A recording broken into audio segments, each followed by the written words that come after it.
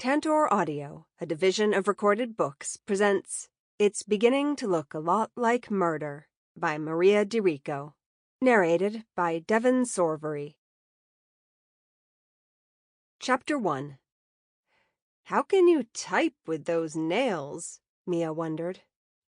The nails in question belonged to her Belle View Banquet Manor co-worker, Cammy Dianopoulos. 'Twas the season, and Cammy's nails reflected this. Each was a true work of holiday art, extending off a finger by a full inch or more, and sporting a design celebrating one of the 12 days of Christmas, with the thumbnails doing double duty to meet the required 12 days. Glitter and appliqued rhinestones added a festive sparkle. "You think I type? That's adorable." Cammy held up her cell phone. "I'm recording our business conversations. That is, this one. I have an app that'll transcribe it and turn it into a doc I can print out and read while I'm getting my pedicure." She checked her phone. "Which reminds me, I gotta leave for my appointment in 15. "Is it too much to ask that you at least put in a full morning here?" "Yes." Cammy wagged a finger at Mia. Sunlight glinted off a ruby-red rhinestone. "Must I constantly remind you of our deal?" "You will continue to work here if by work we mean coasting." Mia recited this by rote. She and her father, banquet hall owner Ravello Carina, put up with Cammy's absenteeism for several reasons. Despite her lax office hours, she always delivered. She was a close friend. And her ex-husband was Detective Pete Dianopoulos. Pete wrote self-published thrillers under the pen name Steve Stianopoulos. Assuming he would be the next Lee Child or James Patterson, and being a cheapskate, Pete begged out of his 25-year marriage before the money he envisioned poured in and made him a chick magnet. When the pour turned out to not even be a trickle, he skulked back to his ex. Pete would do anything to win back Cammy, which included providing the occasional stealth info on a couple of murder investigations that had dogged Belle View and the Carinas. Mia glanced out the small window behind her. It was December, and snow blanketed the banquet hall parking lot, which it shared with the Flushing Bay Marina.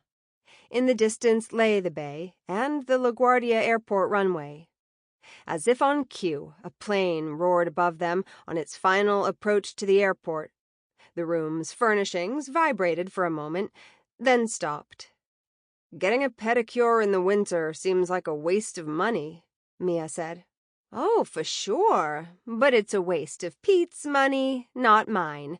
Plus, going over the notes from this morning as someone pampers my tootsies is my idea of multitasking." The women heard a light rap on the doorframe and looked up to see Shane Gambrazzo, former male model and current Belle View employee, standing there, his 6'3" perfect physique filling the doorframe. With his chiseled features, wind-swept, naturally blonde hair, and pale green eyes that provided a perfect contrast to his tawny complexion, Shane was an easy candidate for handsomest man alive, which he absolutely hated. He was determined to live down his magazine cover boy past and prove his worth in the event industry. And as far as Mia was concerned, Shane was doing exactly that and then some. In the mere few months he'd worked at Belle View, bookings had increased exponentially. She was convinced some women, and a few men, invented events simply to breathe the same air as Shane. If he noticed, Shane chose to ignore it, instead focusing on negotiating great deals on everything from rentals to bulk toilet paper. Shane was proving to be a dreamy, come-true employee. "Just wanted to let you know that I got the signed contract for the Adrianakis Mahmood wedding." "They were talking about a guest list of 400, Mia said. "That's major coin. Great work." She avoided eye contact and delivered the compliment to a spot above Shane's shoulder, which was the best way to dodge getting sucked into his vortex of gorgeousness. I don't know if you saw it, but I emailed a list of prospective clients who specifically asked for you to lead their tour of the facilities." "Oh." Shane didn't seem happy about this. "Are you sure you're okay with that? Me giving all these tours instead of you? I feel like that's happening more and more." Mia, remaining focused on the spot, waved a hand to dismiss his fears. "I could not be more okay with it. I've got plenty on my plate and welcome the extra time." "If you say so." Shane didn't sound remotely convinced. "Hey, Shane, you got any special Christmas plans? Like with someone special?" Cammy was fascinated by the newest staff member. Using her endless hours of free time to Google him, it was she who discovered the coverboy, playboy past he seemed determined to put behind him. Cammy was equally determined to match him with Mia, which entailed sussing out the competition. Mia shot Cammy a warning look to back off, but Shane, who was on to Cammy's attempts at data retrieval, simply shrugged. "Probably just stay home and recover from all our holiday parties." Mia applauded Shane's efforts to keep his relationships at Belle View purely professional, even passing up the boozy party postmortems the staff occasionally indulged in. The downside of this was Shane was coming across as a stiff, as Mia's frenemy, Terry Fuoco, bluntly put it. Terry, a nosy reporter with the local e-paper, the Triborough Tribune, had finagled a few dates with Mia's sous and dessert chef, Evans, giving her more opportunities than Mia liked to hang out at Belle View. There was a pause in the conversation. Considering Shane's past wild exploits, Mia thought he exuded a surprising awkwardness when it came to social interaction at Belle View. She worried he might not feel like a fit with her and her co-workers, and vowed to do whatever it took to make him happy. She even managed to convince herself this was for purely professional reasons. "Do you have plans?" Shane asked the women, succumbing to the pressure of engaging with her and Cammy. "There's a party here for everyone Christmas Eve," Mia said, "which I hope you'll come to. Christmas Day, I'm gonna visit Posey in jail."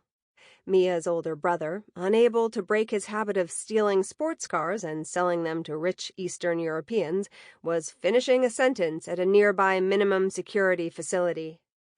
"And then I'll probably have a quiet dinner with my dad and Nonna. You're welcome to join us." "Thank you," Shane said, his tone polite. Mia tamped down her disappointment at the pro forma non-response. "My plan is to milk Pete for all the gifts I can get out of him," Cammy said, her tone bright. "Mm-hmm," Shane said, unsure of how to respond. "Well, I'll check out the list you sent me, Mia, and start booking the tours." Shane left for his own office. Mia released a breath and deflated. Cammy eyed her. "You're gonna have to make eye contact someday." "Not if I can help it." Cammy gave an irritated grunt. "Pes mataris os mulari. Stubborn as a mule." She made a face at Mia and picked up the bottle of circa 1980s mauve nail polish she'd bought from a site that sold discontinued cosmetics. Cammy had landed on a style during that flashy decade and still swore by it, down to a wardrobe and makeup built around the period's signature colors of peach, turquoise, and the aforementioned mauve. Cammy headed off for her winter pedicure. Mia's cell rang. She checked the caller ID and bit her lower lip. Caitlin Venere's Super Sweet 16 was the current bane of Mia's existence. That and the Bianchis, new parents who insisted on what Mia considered a wildly inappropriate nativity theme for their baby's first birthday, with the family in the roles of Joseph, Mary, and baby Jesus. But teen Caitlin's effort to keep up with, or even, God willing, outdo her uber-competitive classmates with her celebration made her a hormonal roller coaster of emotions and drama. Mia dreaded Caitlin's calls, but also felt for the girl, whose parents had basically given their daughter a blank check, then cut and run from the planning. Mia steeled herself, then pressed the green button on her cell phone. "Hi, Caitlin." "Daniela D'Annunzio stole my Tiffany's theme." The news was accompanied by histrionic sobs. "I thought Grace Haddad was my friend, but she wants to get in Daniela's group, so she told her my theme, and now she's friends with her and not with me, and Daniela's doing my theme, and I hate her, and I hate Grace." Mia fumed on Caitlin's behalf. High school was no picnic for anyone, but social media, reality shows, and influencers seemed to have turned it into a cutthroat hellscape for the current generation, where no secret was safe and no friend could be trusted. "I'm so sorry, but let her have the Tiffany's theme. We can do better." "We can?" Caitlin sniffled, but sounded hopeful. "How?" Caught, Mia tap-danced. "I've got a bunch of ideas floating around in my brain," she lied. "Let me narrow it down to the best of them and get back to you." "Okay. Thanks, Mia." "Of course. That's what I'm here for. Don't worry about a thing. You're gonna have the best party ever." "I have to, or my life is over." Caitlin delivered this with the force of a Greek tragedian and signed off. Mia groaned and shook a fist at the heavens. Then she texted Shane. "We need a new theme for Caitlin." "Another one?" he texted back. "Yup." Mia accompanied this with a line of crying emojis, which Shane responded to with a bitmoji of himself with his head exploding. Even his avatar is gorgeous, Mia thought. She followed this with some internal scolding. Shane shot her another text, this one about the first birthday revolving around a manger. "The Bianchis want camels for their wise men." "Of course they do," she wrote back. A minute later, Shane sent her a cartoon of a camel dancing, set to the Bangles' Walk Like an Egyptian. Mia chortled. Her personal interactions with Shane might border on robotic, but they enjoyed a warm, jokey camaraderie through technology. Her cell rang again. Mia looked at it askance. She relaxed when she saw the caller wasn't Caitlin. She didn't recognize the number and decided to let it go to voicemail in case the call was spam. Mia opened her internet browser and tapped in Unique Sweet 16 Themes. A list popped up that proved to be no help at all, being that she and Shane had already burned through most of them with Caitlin. She debated better wording and went with over-the-top Sweet 16 parties. Her cell rang again. The screen showed the same number as before. Whoever it is really wants to talk to me. Mia took the call. "Mia, Bella. Hello, it's Donnie." She sat up straight, the Sweet 16 forgotten. Donnie was Donnie Boldano, head of the Boldano crime family. Her father, Ravello, had been a lieutenant in the organization, but now ran Belle View as a legitimate business for them, much to Mia's relief, as well as her father's, who had burned out on running the family's illegal gambling enterprises. "Mr. B, hi. How are you?" "Good, good. I'm calling from a burner phone." "Yeah, I wondered. I didn't recognize the number." Mia's heart thumped like a bass drum. Why was Donnie Boldano calling her instead of Ravello? And from a burner phone? She panicked for a moment, thinking it might be bad news about her beloved father, but calmed down when she reminded herself that she'd seen him leave his office for the men's room only 10 minutes earlier. He was still in the building, and probably still in the men's room, which made Donnie's call all the more curious. "You're probably wondering why I'm calling you, especially from a burner phone." Donnie wasn't exactly reading her mind. These were obvious questions under the circumstances. "Yes, exactly." "Ah." There was a long pause. Whatever Donnie had to say wasn't coming easy. Mia's heart thumped again. Mrs. B and I would like to talk to you about something. Don't worry. It's not business, he hastened to add. Everything's good with Belle View. You're not in trouble. Oh, thank God, Mia couldn't help saying. It's, a personal matter. Do you happen to be free tonight? Mia, whose social life over the past few months had consisted of feeding her cat and bird, then falling asleep in front of the TV or her laptop screen, said, Yes, I am free. Wonderful. I don't want you getting stuck in rush hour traffic, so let's say 8. We'll have cake and coffee. Oh, and, sweetheart, please don't mention this to Jamie. No worries. He's been so busy with school and Madison, I haven't seen or spoken to him in weeks. Donnie signed off. Mia leaned back in her chair and considered the odd conversation. Jamie Boldano was the youngest of the capo di capo's 2 sons. He eschewed the family business to become a teacher and was now working toward a master's degree that would allow him to transition into a career as a family therapist. When Mia returned to New York after her adulterous husband was presumed dead in a boating accident, she and Jamie had danced around the possibility of picking up a relationship that had petered out in high school. But they soon came to realize their lives were headed in different directions.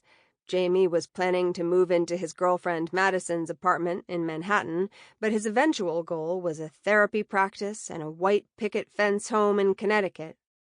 Mia was a proud outer boroughs girl whose dream was eventually owning her own Astoria 2-family home, preferably right next door to the one she currently shared with her nonna, Elisabetta. She heard lumbering footsteps coming down the hall, indicating her father's approach. A minute later, Ravello appeared at her door. He looked perturbed. Bambina, I'm lost. You don't mean that literally, I hope? A nervous Mia said. At a recent Belle View birthday party for a centenarian with a touch of dementia, the guest of honor had been found wandering the parking lot, coatless in 20-degree weather after getting off track on his way back to the Marina Ballroom from the bathroom. Fortunately, Mia had discovered the elderly man before frostbite set in and steered him back to the ballroom in time to blow out 2 of the 100 candles on his birthday cake. No, thank God. Ravello, reliving that frightening moment, crossed himself. Lynn's present, Mia guessed. Her father had a girlfriend for the first time since his marriage to her mother, Gia, had been annulled almost 6 years prior. Lynn Young was an elegant former attorney who owned a florist shop in the East Village. Ravello was smitten when he took her flower arranging class on a cruise and had pursued the relationship from the sea onto dry land. Mia wasn't ashamed to admit she'd take the lovely Lynn over her own mother, Gia, a beautiful narcissist now living in Italy with her second husband, a low-level crook who'd been deported after serving a sentence for a variety of petty crimes. If threatened with waterboarding, Mia wouldn't be able to recall her last conversation with Gia. Ravello parked himself on one of the 2 folding chairs in Mia's office. He ran a hand through his thick thatch of hair, which remained dark brown without a speck of gray, despite his 50-plus years. Lynn's so classy. I don't know from classy. With your mother, it was all about the bling. Lynn doesn't even wear jewelry except tiny little gold stuff. And clothes? Forget about it. Let me talk to Madison. She might have some interesting ideas. And deals. Mia had come to like Jamie's girlfriend. They'd bonded the way women who'd dated the same man often did, by making good-natured fun of his quirks behind his back. Madison, a blogger at a popular fashion website, had also endeared herself to Mia with her connections and discounts. But here's an interesting development, Dad. Donnie Boldano called. He wants me to meet with him and Aurora tonight. Just us, and not tell Jamie." Ravello stared at his daughter. "Just you?" he repeated. Mia nodded. "Any idea what it might be about?" Her father shook his head. "Not a clue." Ravello crossed his arms in front of his chest. His face darkened. "And I don't like that. I don't like that one bit." Chapter 2. Being that it was early December, night had already fallen when Mia left Belle View to run home and grab a quick dinner before the drive to the Boldanos. She'd calmed her father down, reassuring him that there was no menace in Donnie's tone. Over the past few months, Donnie had expressed pleasure multiple times about the uptick in business at Belle View. Mia's only concern was a fear that Donnie and Aurora had hatched a plan to try and reunite her with Jamie. Mia knew Jamie's father hadn't been happy when his son fell in love with a non-Italian girl, but as far as she knew, Donnie had come around. She'd even heard him brag about Madison's Mayflower passenger ancestors. Personally, Mia thought that if everyone who claimed they had Mayflower ancestors actually had them, the boat would have sunk, leaving its British harbor. But there was no denying blonde, blue-eyed Madison's waspy origin story. Mia drove her pre-owned Honda Civic through Astoria, past street after street, gussied up to the nth degree for the holidays. The neighborhood observed the old-fashioned tradition of decorating the weekend after Thanksgiving, and the decorations went up with blinding, blinking lights, an exorbitant electric bill extravagance that made sunglasses at night not a song, but a necessity. Lawns and roofs featured a rainbow of lights and blow-up figures. Every door and window frame glowed. The displays were shameless in their gaudy abandon. An entire home on 41st Place was dressed up as a gingerbread house. Even the home's roof featured an arrangement of lights designed to look like tiles made of candy. On 42nd Place, a sign in the yard shared the call letters of a radio station where anyone could tune in for holiday songs timed to the house's light display. It's like every Target in America emptied its holiday displays here, Mia thought as she drove by a house programmed to cast laser snowflakes on itself. There was a method to the decorating madness. Each year, one block won a cheesy gnome Santa Claus trophy for best decorations. More importantly, every home's front yard featured a box mounted on a pole to collect donations for charity. A second trophy went to the block that raised the most money for their chosen nonprofit. Mia and Elisabetta's block, 46th Place, was raising money for the local animal rescue. Mia stopped for a red light. While she waited for the light to change, her attention wandered over to the two-family house on the corner. Known locally as the Miracle on 45th Place, the home belonged to Jacinta Benedetto, contemporary to Mia's grandmother, and Christmas display arch-rival. For the most part, Jacinta's decorations were on par with her neighbors, but one item set her apart from all others. In the dead center of her small yard stood a 4-foot animatronic of adored Astoria native son Tony Bennett, dressed as Santa Claus. And Tony Benasanta not only moved, he sang, crooning "Have Yourself a Merry Little Christmas" in his famed mellow tones. Mia's grandmother, Elisabetta, a lifelong Tony Bennett fan, coveted the one-of-a-kind treasure. The fact haughty Jacinta could claim the crooner as a distant cousin on her husband's side, the legendary singer's birth name was Benedetto, only fueled Elisabetta's competitive streak.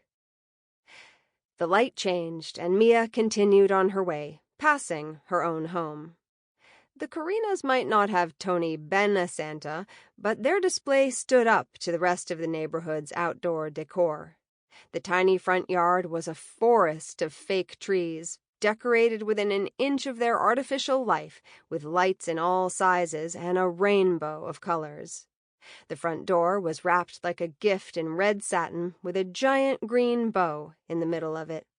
The door and every window were outlined with more lights. Elisabetta had wanted every light in the tableau on chaser mode, but Mia, fearful the visual fracas might trigger a seizure in an observer, managed to talk her out of it. Since she only planned on a brief stop, Mia parked in the alley behind her house and traipsed through the snow to the storm cellar door. She pulled it open and scurried down a short flight of stairs into the home's finished basement. With its dark wood paneling and reproductions of paintings featuring children with giant doe eyes, the space was a throwback to the early 1960s. The basement included a second kitchen, a time capsule of white tin cabinets, and a stove that was pushing 70 but still worked. A vintage wringer washer, usually draped with Elisabetta's drying homemade pasta, sat squat in the kitchen's far corner. A long table took up the entire center of the room. Usually the site of Sunday dinners with the extended family, this night it was covered with strands of Christmas lights, which were being untangled by Elisabetta, Mia's peppery octogenarian grandmother, and a few of the Italian and Greek grandmothers who'd lived on the block for 50, 60, even 70 years, and were affectionately dubbed Nonna's Army by her amused granddaughter. Philip Barnes Webster, younger than the rest of the army by decades, was the latest addition to the posse. He'd moved to the block in the spring with his husband Finn, toddler Eliza, and baby Justin. Once Philip proved he wanted to fit in with the neighborhood, not gentrify it, he and his family had been warmly welcomed into the generally Mediterranean fold. Elisabetta, whose wardrobe was mostly a selection of velour tracksuits, was clad in a red and green holiday number that featured a heavily sequined reindeer on the back of the hoodie. "Ciao, mia bella," she greeted her granddaughter without glancing up from her task. "Ciao, nonna. Hi, everyone." The others returned her greeting in a variety of Italian, Greek, and English responses. Mia took in the crowded tabletop as she shed her winter coat, a black woolen designer number Madison had scored for her at an unbelievably good price. "More lights? Nonna, we have nowhere to put them. The house already looks like it could be on one of those extreme holiday decorations shows."